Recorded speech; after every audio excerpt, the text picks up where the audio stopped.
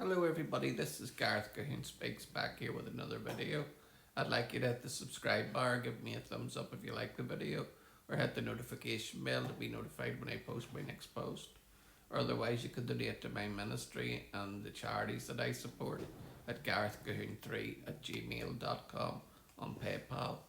Or otherwise you can look me up also on YouTube and like and subscribe there where you'll be able to see some posts that get banned elsewhere. And if you scroll down, you can see my created playlist where you can watch the videos that I watch when I'm not posting on YouTube and TikTok myself. This one here is nearly 50,000 Israelis emigrated in 2025 for the third consecutive year, a new report has shown. Between 45,000 and 50,000 Israelis are estimated to have emigrated from the Jewish state in 2025, according to a new Tel Aviv University report published on Monday. The study found that record levels of Israeli emigration continued for a third consecutive year following the Hamas-led October 7, 2023 attack. Researchers attribute the increase primarily to the prolonged war and deepening political tensions within Israeli society. According to the data, 268,509 Israelis left the country for at least 3 months between 2023 and 2025. In 2025 alone, 90,922 Israelis were abroad for at least 3 months, compared with an annual average of about 60,000 departures from 2023.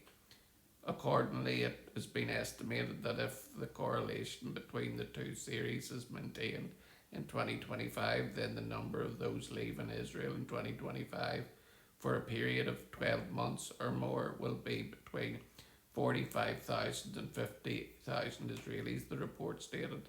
The study was conducted by Professor Itai Atter of Tel Aviv University Collier School of Management, Professor Nitai Bergman, head of the University School of Economics, and doctoral candidate Doron Zamir, Israel's Central Bureau of Statistics, classifies an immigrant as an Israeli citizen who remains abroad for at least 12 consecutive months. We parse the data this way in response to claims by people in the government who said previously that emigration numbers don't reflect the reality in Israel. Atter told the Times of Israel they tried to say that most of the people leaving were new arrivals from Ukraine who used their right of return to leave the war zone before continuing on to another country. Not long time Israeli residents, so we wanted to show how many real Israelis are actually leaving, he said. Founded as the homeland for the Jews from around the world, Israel has historically welcomed far more immigrants than the number of citizens leaving the country. Immigration has long carried a social stigma and was traditionally linked to Israelis seeking better economic opportunities abroad. More recently, however, researchers have pointed to different motivations. A recent study by Professor Lichtak Lev Ari, a sociologist at Oriam College, concluded that much of the current immigration is driven by growing dissatisfaction with the policies of Prime Minister Benjamin Netanyahu's government. Otter warned that the trend could have significant long-term consequences. In 2025, we continue to see deeply concerning numbers of Israelis leaving the country for a significant period of time, adding to the exodus seen in 23 and 24, he said. These figures on their own do not yet pose a threat to Israel's resilience.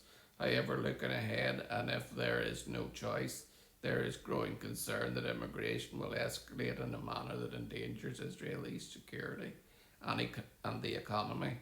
The report cautioned that additional political, economic, or security shocks could accelerate the trend. Once migration exceeds a certain threshold, reversing the trend will be extremely difficult, and carry severe microeconomic consequences, the researcher wrote.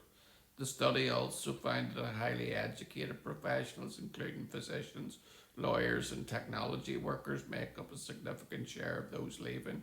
Although only about 10% of Israelis are employed in the high tech sector, it accounts for roughly half of the country's export and is widely regarded as the key driver of Israel's economy.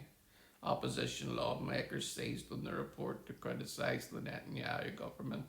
Gilad Karib of the Democrats Party called the trend a strategic threat to Israel's future and argued that it is closely connected to the behaviour of the government. Yesh Atid lawmaker Merav Cohen wrote that for all they promised that Gazans would immigrate willfully, in the end, the October 7th government encouraged willful immigration from Israel. Her fellow Yesh Atid member Karine El Harar argued that every day more and more Israelis are seeing the massive failures and perilous corruption of this government and despair. So this is a worrying trend, but I can't see it lasting because of the anti-Semitism that has spread throughout the world. And unfortunately, this still is the truth, that there's no safer place in the world for a Jew than Israel, even under war conditions. Israel is a safer place for the Jews than the diaspora is because of the lefties losing it and the pro-Palestinian mob. Shalom, Maranatha, and Hallelujah.